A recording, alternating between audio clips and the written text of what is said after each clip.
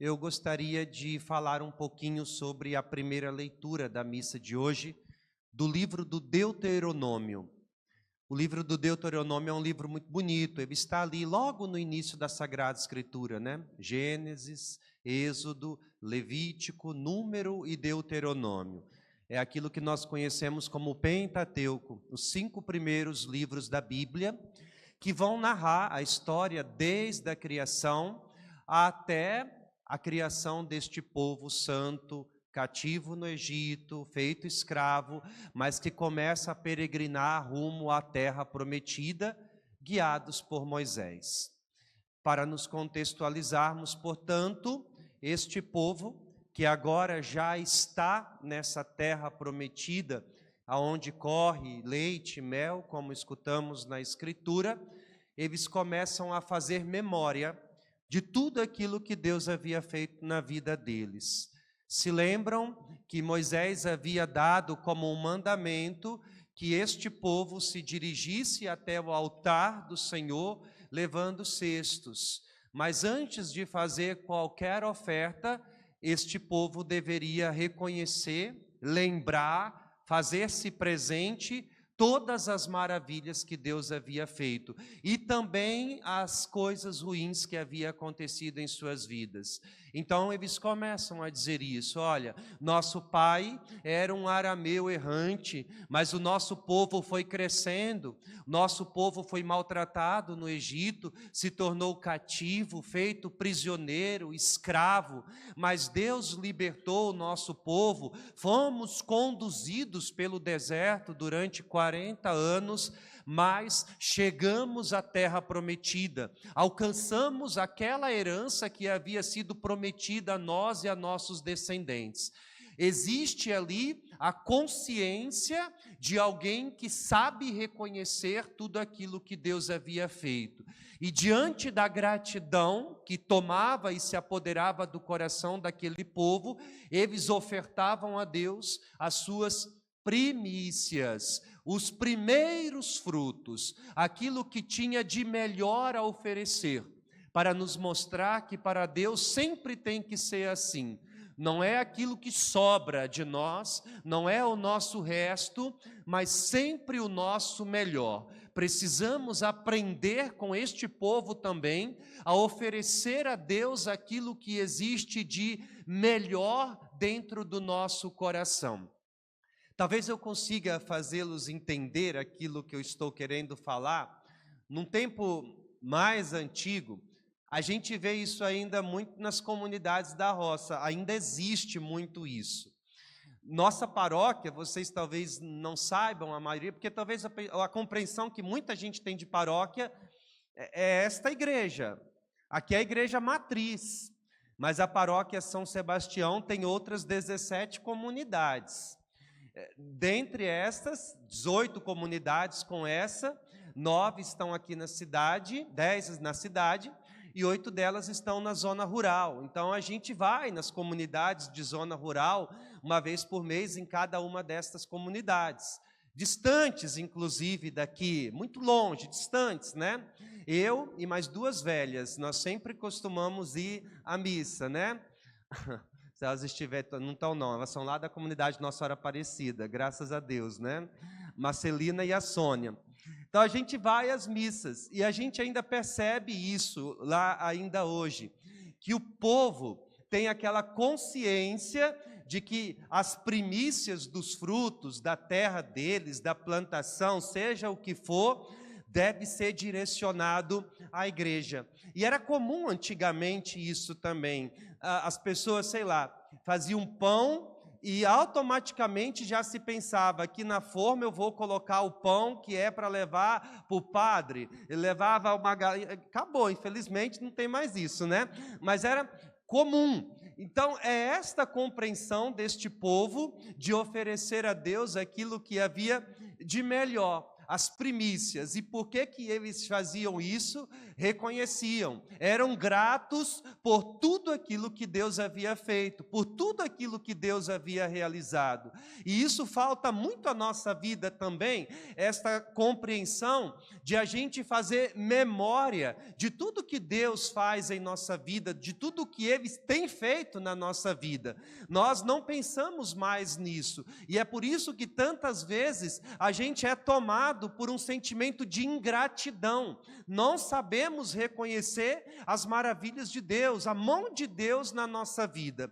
Aproveitando, já que nós estamos hoje celebrando o domingo do Fé e Coragem, do dízimo, dízimo nada mais é do que isso, a nossa gratidão, o reconhecimento por tudo aquilo que Deus fez, e é a compreensão das primícias, não é aquilo que sobra, não é o resto, não é se sobrar alguma coisa, é a consciência de que, em primeiro lugar, as coisas do alto, as coisas de Deus. Fazer memória, na minha oração pessoal, na minha vida, eu começo a lembrar de todas as coisas que o Senhor Deus fez em meu favor. Depois, o evangelho de hoje, como eu disse para vocês, as tentações de Jesus no deserto. Nosso Senhor, antes de iniciar a sua vida pública, antes de começar a pregar, antes de realizar os milagres, os sinais no meio do povo, Ele se retira para o deserto. E eu não sei se vocês notaram, perceberam, mas quando o Senhor Jesus vai para o deserto, Ele está cheio do Espírito Santo, e no deserto Ele é guiado pelo Espírito Santo. Quando pensamos em deserto, logo pensamos em um ambiente hostil, terra seca, árida, ausência de vida, um lugar de calor excessivo, um lugar de desolação, um lugar de tristeza, e é verdade que sim. E aí, neste cenário, o Senhor é guiado pelo Espírito, Deus o conduz pelo deserto, Ele está cheio do Espírito. E eu gostaria de dizer uma coisa para vocês: o deserto, ele é condição ao cristão, não tem como a gente fugir dele. Se não o vivemos em algum momento de nossa vida, você pode ter certeza que um dia viveremos. Para a gente ter a compreensão de que também a nós que estamos aqui todo domingo, também a nós que rezamos, que recebemos a Eucaristia, nós não estamos privados da prova, da dor, da provação da vida. Precisamos estar atento a isso, como o Senhor nos lembra no Evangelho. Quer me seguir? Quer ser meu discípulo? Pois exige uma condição. Tome sua cruz e siga-me, e venha após mim, porque às vezes a gente pensa que as coisas ruins não acontecem a nós que somos cristãos, e a gente começa até a questionar muitas vezes, a gente começa até começando a se comparar com outras pessoas, mas por que aquela pessoa que não reza, que não vai à igreja, que não busca a Deus, parece que as coisas estão fluindo, acontecendo, e para mim, que tento ser tão fiel, as coisas não andam, não vão para frente? As tentações de Jesus talvez respondem a sua pergunta. Olha, o Senhor foi tentado durante os 40 dias de seu deserto pelo diabo, e nós também seremos tentados. A gente sabe muito bem o simbolismo deste número 40. Jesus foi tentado uma vida inteira.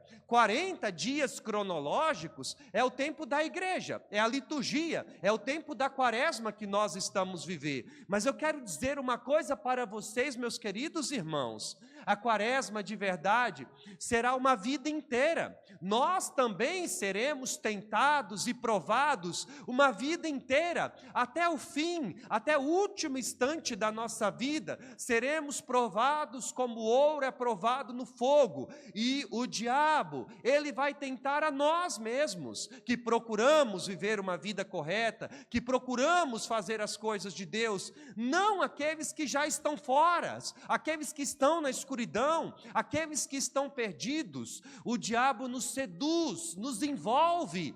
O diabo tenta Jesus usando as próprias Escrituras. Ele é conhecedor das Escrituras. Por isso que se exige de nós uma fidelidade, se exige de nós uma constância, um olhar atento às coisas do alto, alguém que sabe reconhecer tudo aquilo que Deus fez. Como eu disse a vocês no início, o deserto é uma condição à nossa vida.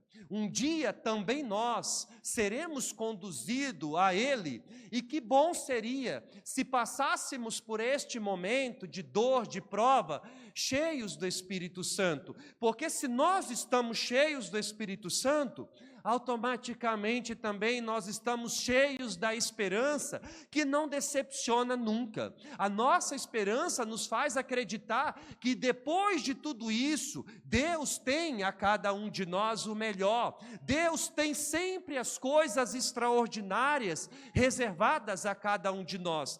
E é isso que me sustenta, é isso que me coloca de pé, acreditar no melhor que ainda está por vir. Por isso eu não tenho uma atitude de revolta, de quem questiona Deus, de quem briga com Deus, de quem não aceita que isso deva acontecer na minha vida, como um período também de santificação. E você pode perceber que é exatamente nesses momentos de dor, de prova, que a gente mais amadurece, que a gente mais cresce como pessoa.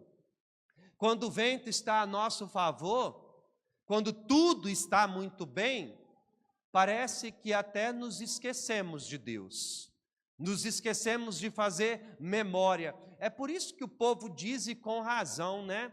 Quando a gente não busca pelo amor, vai pela dor mesmo.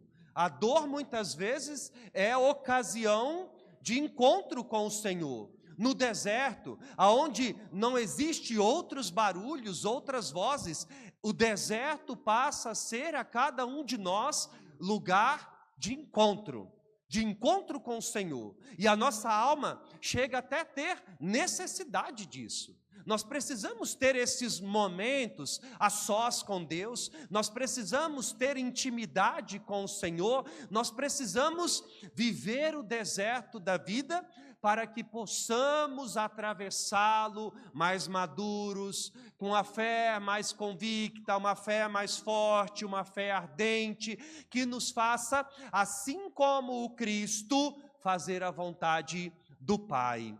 O diabo iria retornar, como nós escutamos, no momento oportuno. Sempre será assim, mas a gente pode vencer estas tentações. Como que a gente se deixa levar muitas vezes? Como que a gente é seduzido tantas vezes? A imagem que a gente tem do demônio, não gosto muito assim, né? Não é que eu não gosto, mas a gente pouco fala do demônio. Eu fico preocupado com as crianças, eu não gosto que as crianças escutem muito isso, né? Mas talvez a imagem que a gente tem é aquela de um monstro, chifre, rabo, garfo, como foi retratado na história, nas pinturas e tudo mais. Mas o demônio, ele era um anjo de luz. Por isso, ele vai nos seduzir, nos enganar. Ele não se apresenta assim, feio, tenebroso. Pelo contrário, ele se apresenta até bonito, vai nos envolvendo. Num primeiro momento é gostoso, brilha aos nossos olhos. É como se fosse dando corda, para que a gente mesmo fosse se amarrando a esta corda, e quando a gente menos percebe, estamos envolvidos. O pecado, ele se desenvolve também. Sabe quando a gente costuma dizer, não existe essa história de pecadinho e pecadão, tudo é pecado? Não, existe sim. Existem pecados mais graves. Quando eu vou me confessar, por exemplo, que eu estou diante de um padre que não me conhece, que não sabe que eu sou padre, antes de falar os meus pecados, a primeira coisa que eu digo para o padre ali, eu sou padre. Porque eu tenho consciência muito clara que algumas coisas, para mim, é pior do que para vocês. Como, por exemplo, você que é casado.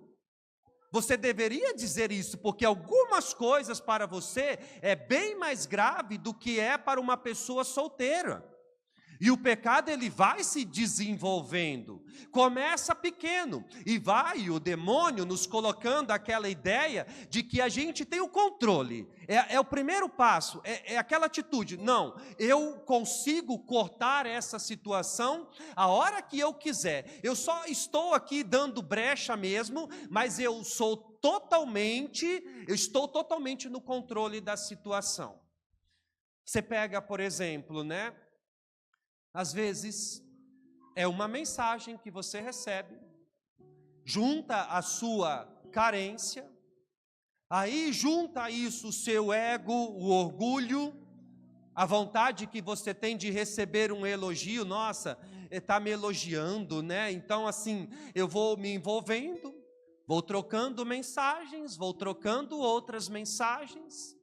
Destas poucas mensagens começa um apego excessivo, uma vontade de conversar cada vez mais, você vai se tornando indiferente à sua casa, à sua família, você vai começando a esconder, apagando as mensagens. Eu não queria causar discórdia aqui, mas eu acho cúmulo, por exemplo, num casamento, quando um dos dois tem senha no celular. Não entra assim na minha cabeça, sabe? E eu não tenho problema nenhum de dizer isso para vocês, se não concordar também, tô pouco me lixando, tá? Se você tem senha no seu celular e a sua esposa não sabe a sua senha, o seu esposo não sabe a sua senha, com certeza absoluta você está escondendo alguma coisa. Você está escondendo sim, não adianta negar, é privacidade. Que isso? Privacidade? Você está escondendo algo sim.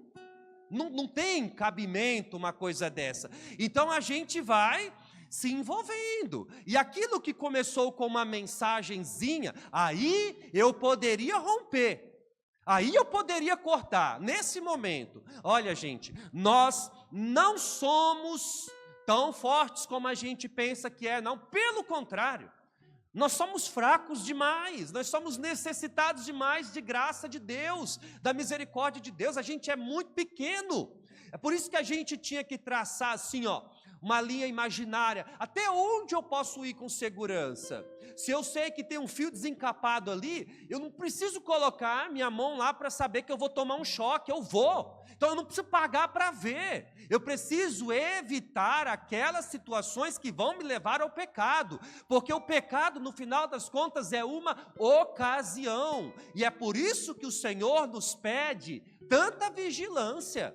É por isso que ele pede que estejamos atentos. O vosso adversário, diz a palavra de Deus, rodeia como um leão a rugir, procurando a quem devorar. E às vezes a gente vai sendo aos poucos envolvidos. E assim é com tudo. Vê esses jovenzinhos aí, ó. A gente passa nessa praça aqui à luz do dia, estão tudo fumando maconha, bebendo, e a gente tem normalizado, a gente nem se escandaliza mais. Na minha época, e nem sou tão velho assim, Nossa Senhora, quando a gente via um jovem assim, da minha idade, 16, 17 anos, fumando, bebendo, aquilo era um escândalo, porque era uma exceção, era difícil a gente ver isso. Hoje não.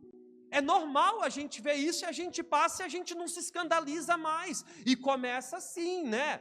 Aquela vontade de a gente ser aceito, de a gente mostrar que pertencemos ao grupo.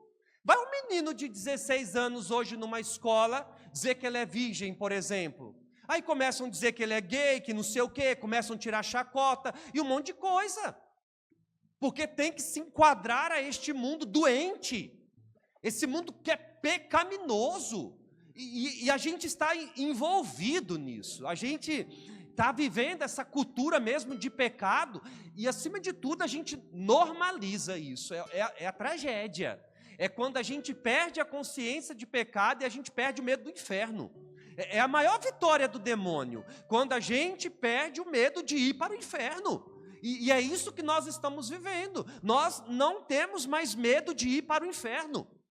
A gente faz as coisas e a consciência nem pesa mais, a nossa consciência nem nos acusa mais. Normalizamos isso tudo, ou queremos a todo momento justificar o nosso erro, justificar o nosso pecado, colocar a culpa na outra pessoa, em alguém, quando seria muito melhor se eu assumisse, né? Sou eu sou o pecador, sou eu que sou necessitado da graça de Deus. Veja, por exemplo, os grupos de WhatsApp que você está.